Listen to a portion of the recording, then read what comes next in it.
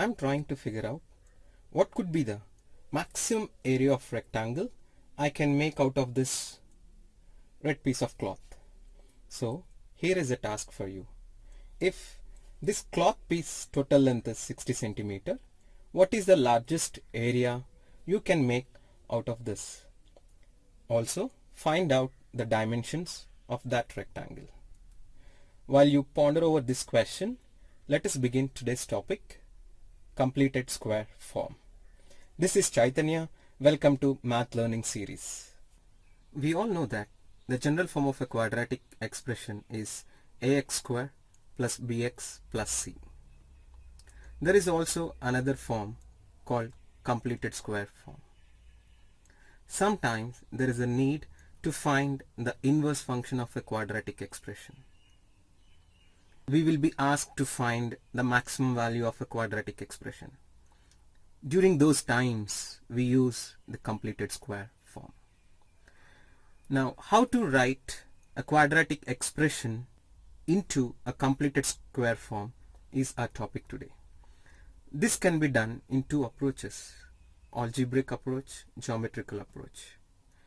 Understanding through geometrical approach is easier compared to algebraic approach. So in this session we will be learning about completed square form using geometrical approach. Before going into details of this topic, let us recall some formulae which we are familiar with. Area of a square, square of its side length. Area of a rectangle, length times its width. Then what do these terms x square and 6x mean from the perspective of geometry? X square represents area of a square of side length x units, and 6x represents area of a rectangle whose length is 6 units and width is x units. So here I am beginning with this question: x square plus 6x. How do we write in completed square form? X square plus 6x is the total area of a square and this rectangle joined together. Now what I'm doing is make this rectangle into half so that we get two pieces whose lengths are 3 units and width remains same. Now take one part of the rectangle and place it below the square. You can see that you got a shape which looks like inverted L. But the area of this shape is similar to the original shape. Now if you observe closely, this shape, inverted L shape, looks like it is a part of this green big square. Now what is the side length of this square? X plus 3. Now just think what should have happened to this green square so that our original shape has come out of it. Take this square, remove it from the green square. What we get is this original shape. So we can understand that area of original shape is area of green square from which area of the black square has been taken away. Let us consolidate. Area of original shape is x square plus 6x, and this original shape we have got from green square whose area is, you can see the green square here. What is its side length? X plus 3. So the area of this green square will be x plus 3 whole square, and from this let us take away area of black square. And what is the side length of black square? 3 units. So subtract 3 square. So if you see this, the original shape what we have is expressed in terms of two squares. One is green square, another one is black square. That is why this is called as completed square form. Everything is completely expressed in the form of squares. Now on simplifying this, we get x plus 3 whole square minus 9. So let us generalize. Observe what is the coefficient of x. We have 6. And from where this 3 has come, 3 is nothing but it is half of the coefficient of x. So we notice that the coefficient of x has become half. Let us generalize the format of complete square form. It is x plus half of coefficient of x whole square.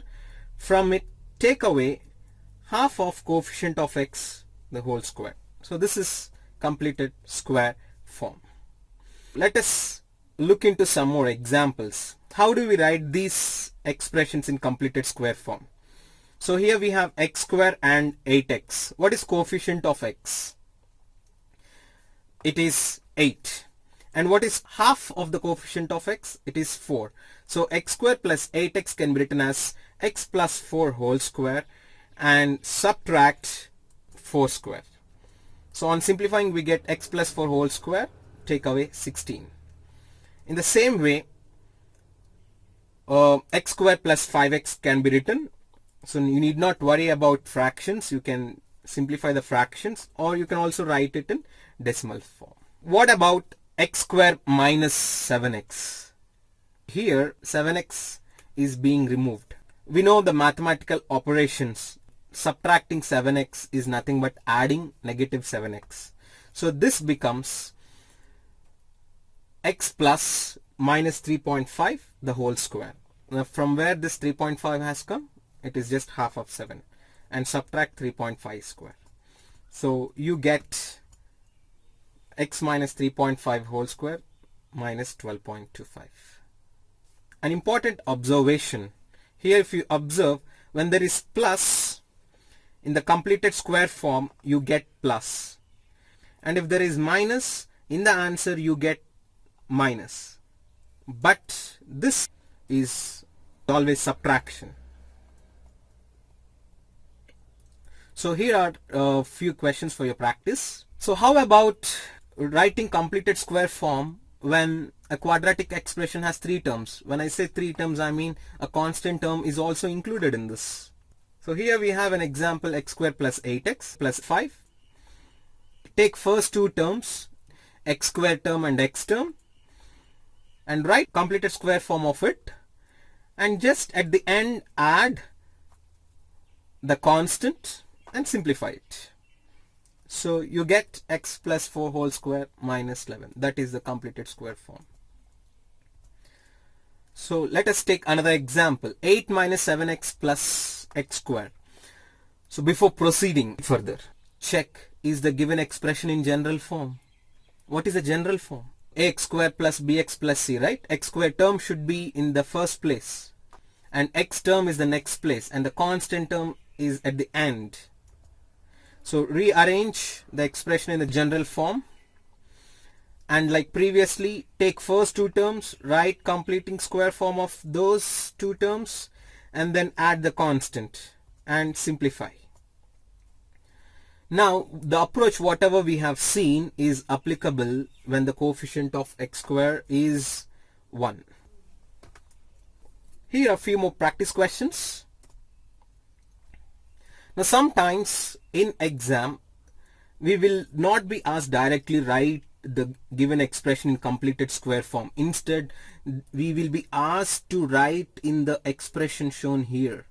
So you can see this is a square and is a simplified version of the answer.